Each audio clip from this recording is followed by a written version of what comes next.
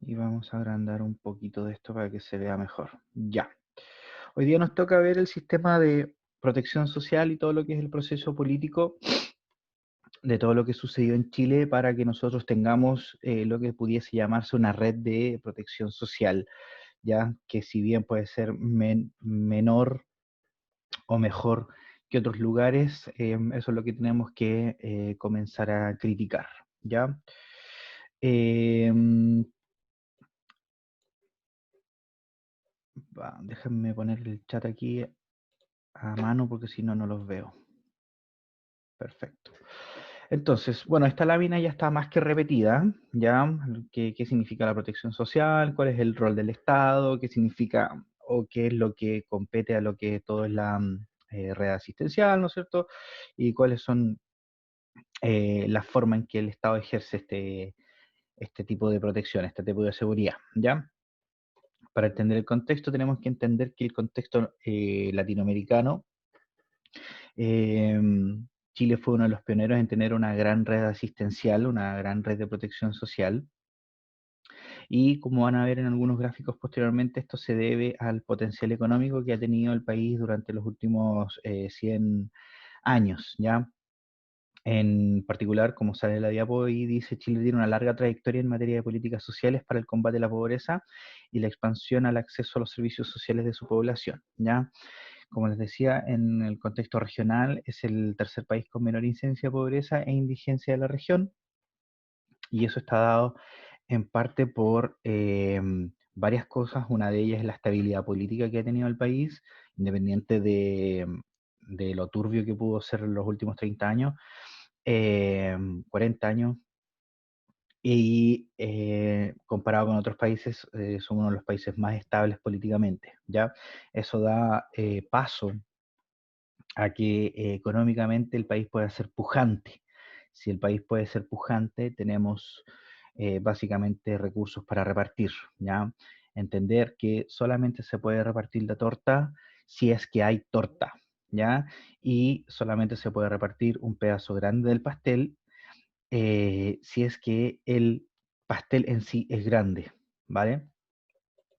Unos indicadores económicos para que entendamos el contexto en que nos estamos llevando sería, por ejemplo, entender lo que significa el Producto Interno Bruto, que es la capacidad económica del país, y cómo esto ha ido aumentando desde 1960 hasta la época progresivamente, con una explosión más o menos en la época del 80-90.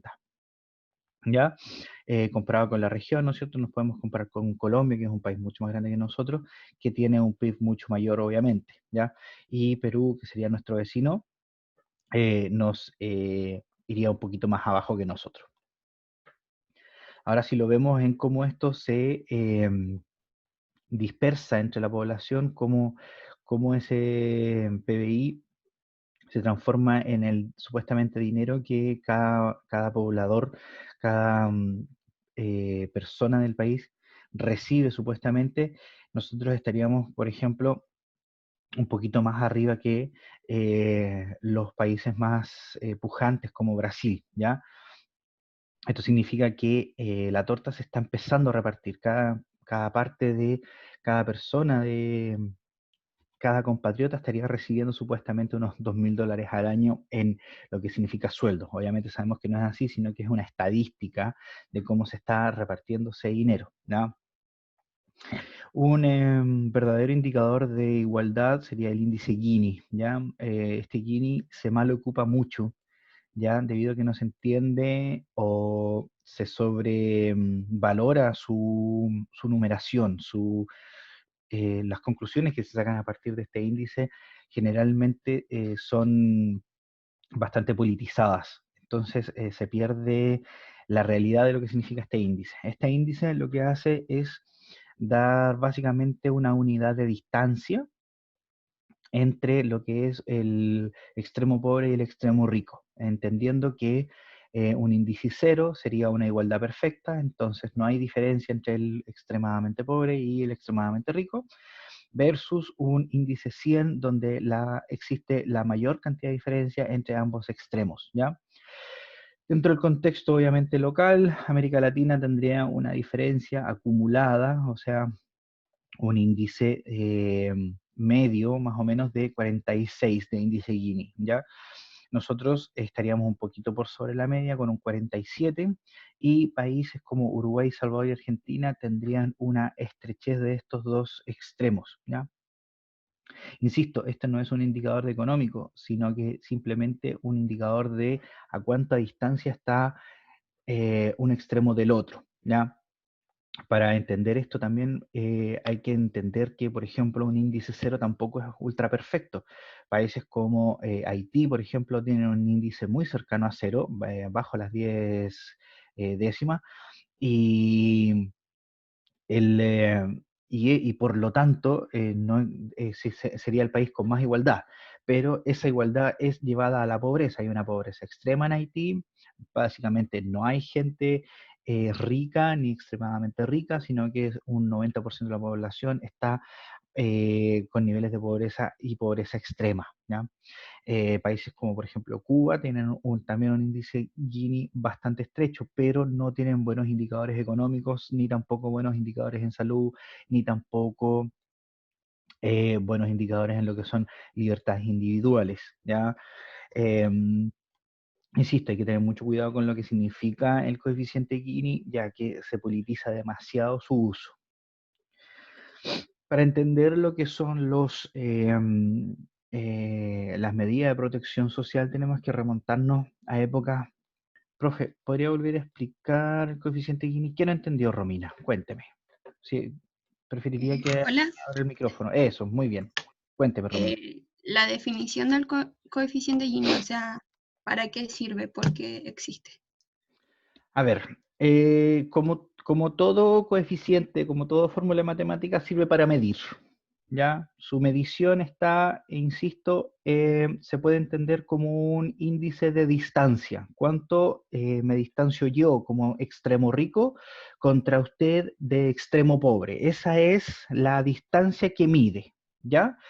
Obviamente no me voy a poner a explicar la matemática detrás de eso, porque derechamente eso ya queda para los economistas, eso para los bioestadísticos puros y duros. Yo ahí mi, em, mis competencias se ven limitadas.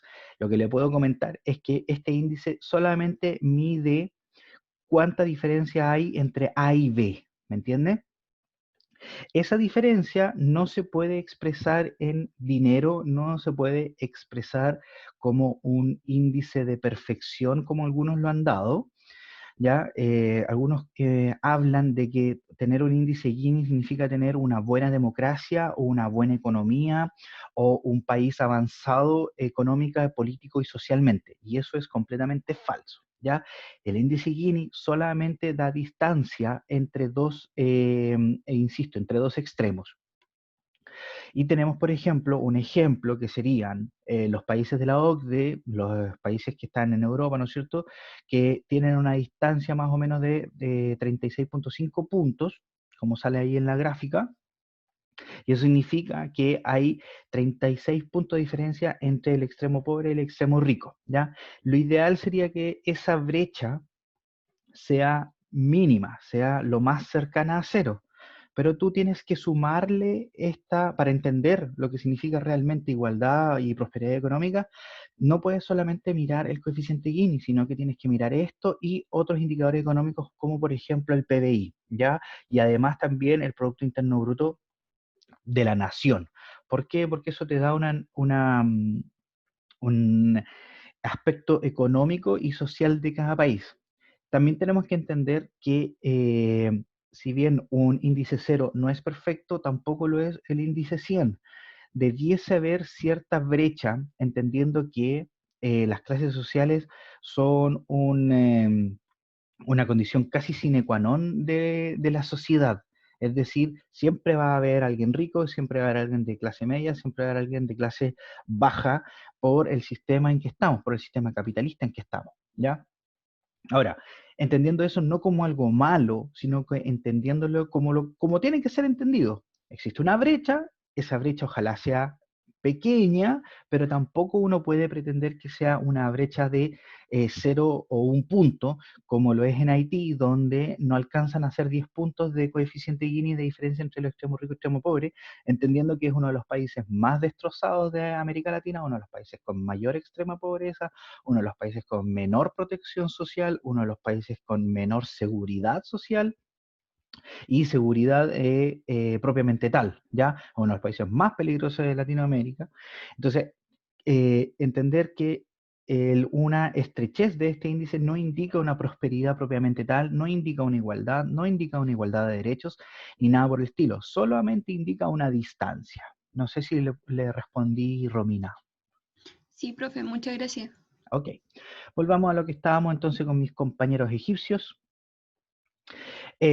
Para entender el tema de la protección social tenemos que remontarnos a épocas muy, muy, muy lejanas, pero entendiendo que el hombre tiene que combatir a este ambiente, ¿ya? Tiene que combatir a su entorno y contexto, ¿ya? Primeramente, ¿no es cierto?, vivíamos en cavernas, solamente como unidad familiar, ¿ya? La familia siempre ha sido la base de la sociedad desde los tiempos inmemorables, y entendíamos que, por ejemplo, el hombre en primera instancia cazaba y recolectaba, lo que no comía lo trataba de guardar, empezó a saber cómo guardar alimento, ¿no es cierto? Pero estos eran salvatajes personales o familiares, ¿ya? Cuando el hombre se empezó a agrupar en 2 o 3 familias, después esas familias formaron colectivos y eso ya después ya pasó a ser una población, ¿no es cierto?, que era nómada. Ya se empezaron a crear ciertos sistemas de protección, pero insisto, eran protecciones propios, ya no se puede hablar de una protección social propiamente tal porque no hay un Estado de por medio. Luego estos colectivos pasan a ser ciudades, ciudades-nación y después imperios, como lo fue eh, todo el reino de Egipto en algún minuto. Y me gusta hacer este ejemplo porque ellos tenían un sistema en donde hombres y mujeres recolectaban el trigo, por ejemplo, y todo este trigo, todo este cereal iba a guardarse en las arcas estatales. Las arcas estatales implicaban que se guardaba todo este trigo y se entregaba racionalmente a la población.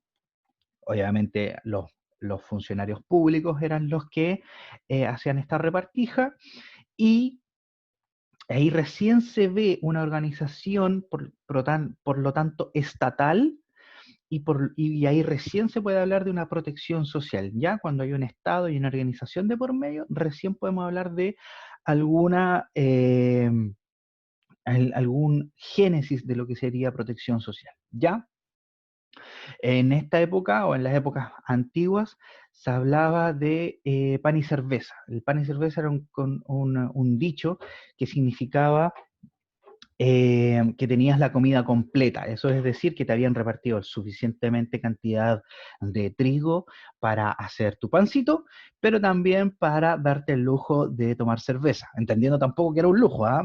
Uno podía tomar agua, que era de baja calidad, o cerveza, y se tomaba mucho alcohol en esa época porque las aguas no estaban tan limpias como ahora, ¿ya? Entonces, eso es uno de los primeros antecedentes. Ahora, parten estos antecedentes obviamente con la domesticación de las semillas y posteriormente con la domesticación de los animales, ¿ya? Los cuales obviamente comenzaron a ayudarnos en lo que es la agricultura, ¿ya? Derechamente los egipcios eh, recibieron mucha influencia de otras poblaciones mucho más anteriores de cómo domesticar el trigo y cómo trabajarlo, y se dice que el tema de la cerveza, el tema del pan, fue aportado por los sumerios, ¿ya? Pero esto no es clase de historia, así que vamos a seguir con lo otro. Esta diapo también ya la habíamos visto un poquitito de lo que significaba el contexto de los últimos 2 siglos, del siglo XIX, del siglo XX, ¿no es cierto?, con jornadas extensivamente largas de trabajo, accidentes laborales por doquier, personas secueladas, cortes de manos, cortes de brazos, gente que no podía seguir trabajando porque quedaban paralizados, etcétera. Ya toda esa precariedad laboral producida por la industrialización rápida, una revolución industrial propiamente tal, no dio paso a un proceso progresivo de protección. Entonces, finalmente eso decanta en procesos sociales que necesitan, bajo presión popular, que el Estado se haga cargo, ¿ya? Y ahí, como les tenían en la lámina, esta lámina ya se las había presentado, ¿no es cierto? En donde en Alemania tenemos un antecedente, en Estados Unidos tenemos otro antecedente en otro año, y lo que nos importa de esta lámina es el antecedente chileno, ¿ya? Propiamente tal, en Chile hay muchas cosas anteriores, pero nada estatal, nada como una organización burocrática generalizada, sino que parches. Y la primera, o lo que se pudiese llamar como primera política social en Chile, parte en 1917, donde se hace un congreso, donde se dan ciertas medidas de lo que se dice ser la beneficencia, ¿no es cierto? Em, pero esto no se logra propiamente tal en 1917, sino que se logra más o menos entre el 20 y el 24, ¿ya? Antecedentes de Chile también tenemos muchos, ¿ya? Em, por la década del 1740, 50, el rey, aquí dice específicamente 1707, el rey autoriza, o sea, da paso para que se ocupen recursos por parte de las autoridades que vivían en el país de la época, que se construya una casa para acoger a las prostitutas que habían dejado esa vida, ¿ya? Y se crea la Casa de las Recogidas. Ahí ellas pueden vivir, ¿no es cierto? Y tienen cierta protección por parte del reino, ¿ya?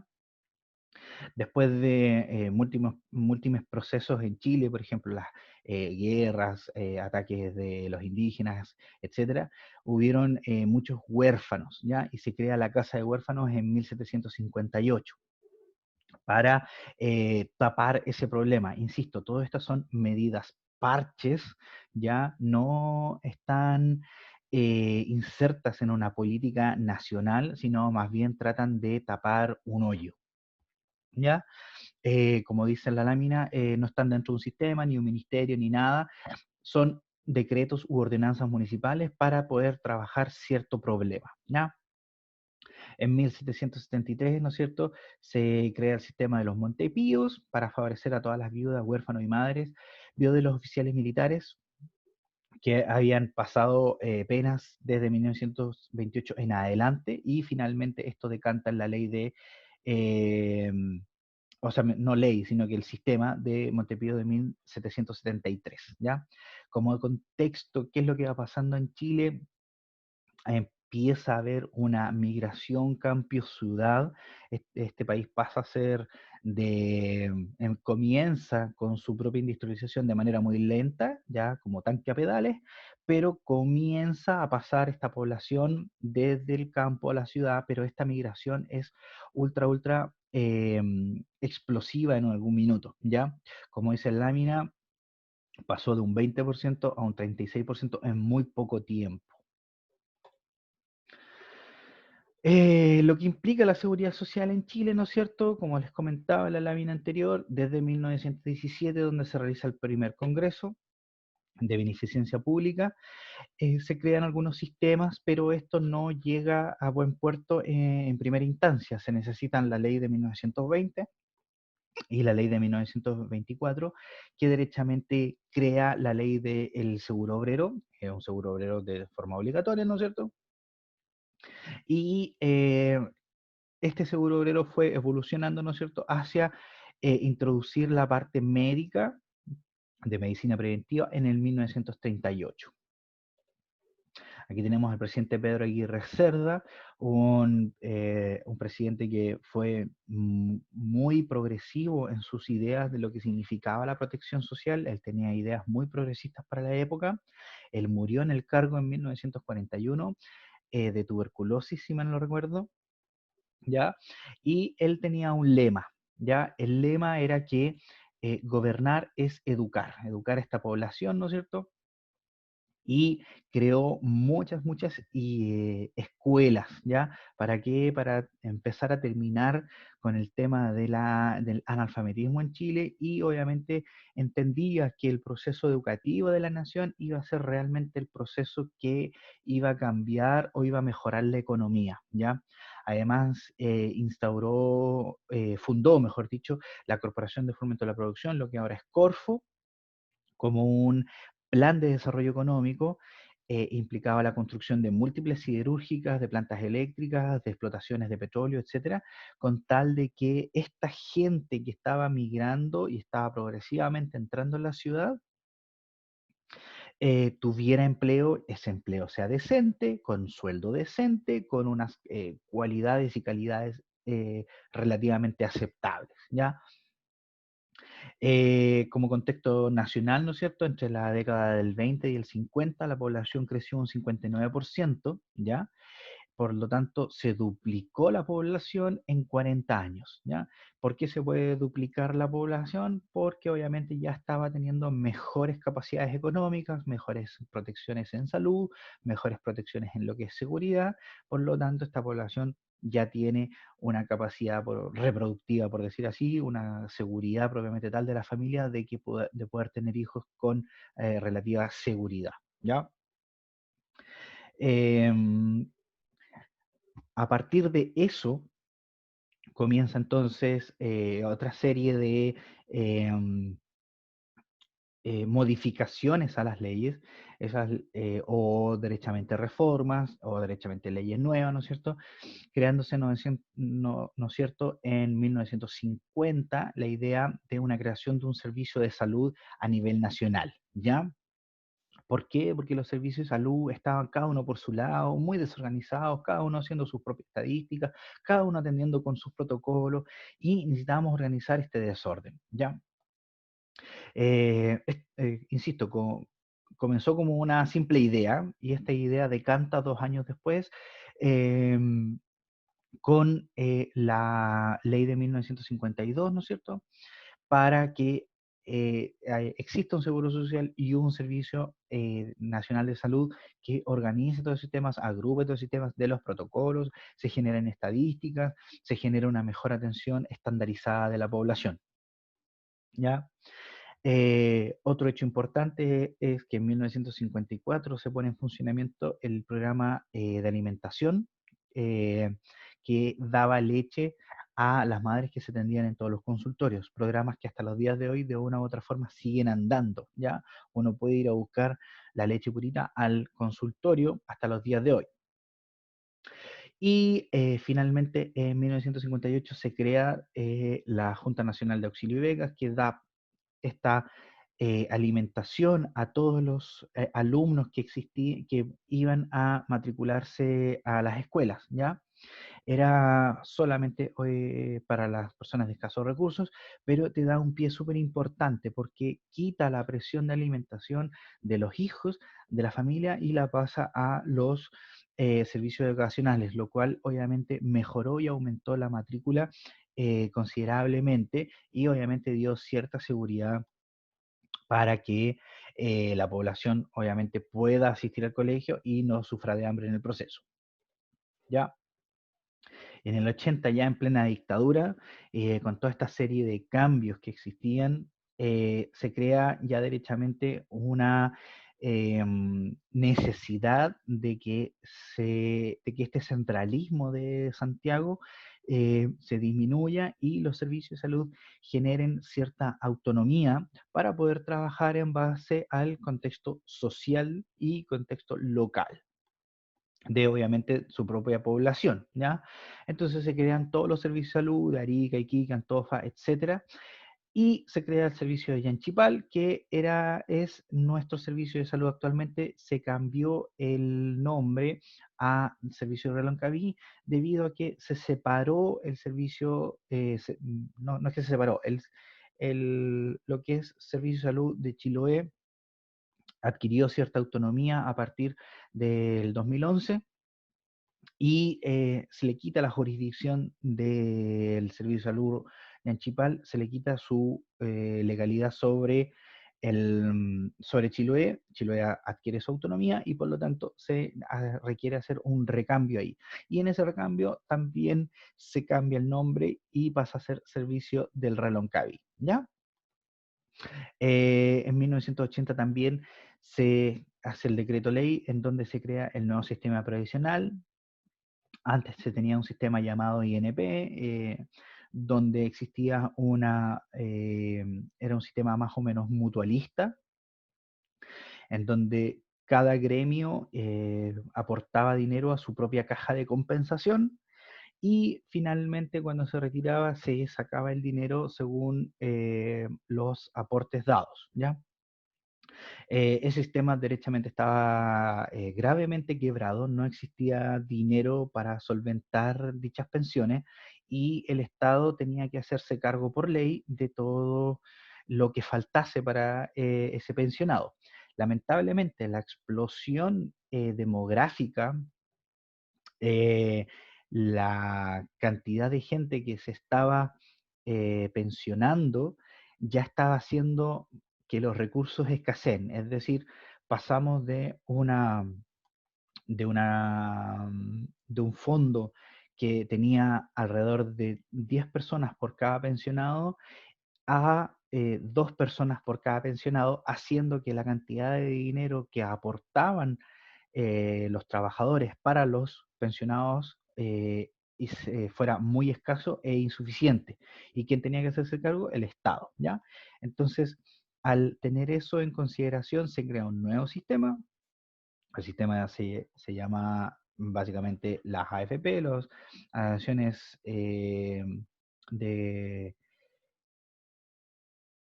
que son asociaciones privadas, ¿no es cierto?, que utilizan estos fondos provisionales para lucrar ellas propiamente tal y entregarte supuestamente una pensión, ¿ya? Pensiones que han sido últimamente bastante indignas para lo que ha trabajado uno, ¿ya? Tenemos que entender también que las FPs cuando fueron creadas son muy, muy diferentes a las que tenemos hoy en día, ¿ya? Cuando fueron creadas en 1980, la idea de esto eran asociaciones que, primero que nada, no podían tener pérdidas, ¿ya? Em, que no se malentienda. Si tenían pérdidas, como todo negocio, puede irte bien o puede irte mal, pero esa pérdida no podía ser expresada hacia el trabajador. Es decir, últimamente ustedes escuchan que, por ejemplo, el fondo A, fondo B, cayó un 3%, cayó un 4%, etcétera, y eso implica una pérdida de dinero para los afiliados, ¿ya? En la época de 1980 y más o menos hasta 1998, cuando la FP tenía una pérdida, tenía que solventar esa pérdida de sus ganancias, es decir, de todo lo que ellos invertían y ganaban dinero, sacar un fondo y repartirlo entre sus afiliados cuando eh, económicamente a ellas les había ido mal. Es decir, el afiliado no era partícipe de las pérdidas y solamente era partícipe de las ganancias, ¿ya? Y lo otro que tenían estos sistemas como base de diferencia era que no existían los multifondos, no existía ni el fondo A, B, C y D como lo existen ahora, sino que existía un solo fondo de poco riesgo que debiese ser como concepto, como filosofía, lo que ahora es el fondo E, ¿ya? Por lo tanto, existía una gran diferencia con lo que tenemos ahora, ¿ya? También en el 81, ¿no es cierto?, con el cambio de constitución se crean otras formas de protección social y dentro de ella se crea un nuevo sistema de salud. No es que se crea algo nuevo propiamente tal, sino que se reorganiza. Esto es puro papel de por medio. Se reorganiza todo y se organiza en dos sistemas. Un sistema que es privado, llamados ISAPRES, Instituto de Salud Previsional, versus un sistema público de atención, que es el Fondo Nacional de Salud. Eso ya lo vimos, ustedes ya saben las diferencias, ¿no? Y en mayo del 2001, obviamente, como último antecedente, son la creación del seguro de cesantía. Ya los AFC son fondos también privados que uno se aporta a uno mismo, te quitan cierto porcentaje de tu sueldo, eso va a un fondo, el fondo guarda el dinero para cuando tú quedas cesante y tú puedas retirar progresivamente el dinero, ¿ya? Y estos fondos últimamente cobraron una preponderancia o relevancia con las medidas que tomó el presidente para supuestamente asegurar el empleo, ¿ya? Y cada hora, cada trabajador que se le ha suspendido su contrato, ahora está drenando básicamente como una herida abierta su fondo de cesantía, ¿ya? Pero bueno, esas son cosas que vamos a discutir en otro momento. Nos queda la última lámina, que es el coloquio que vamos a hacer para mañana. Hasta ahora, ¿queda alguna duda de lo que es el proceso político de protección social? Tenemos que discutir todo esto en los 15 minutos que nos quedan de clases. 15 o 20 minutos, no leo.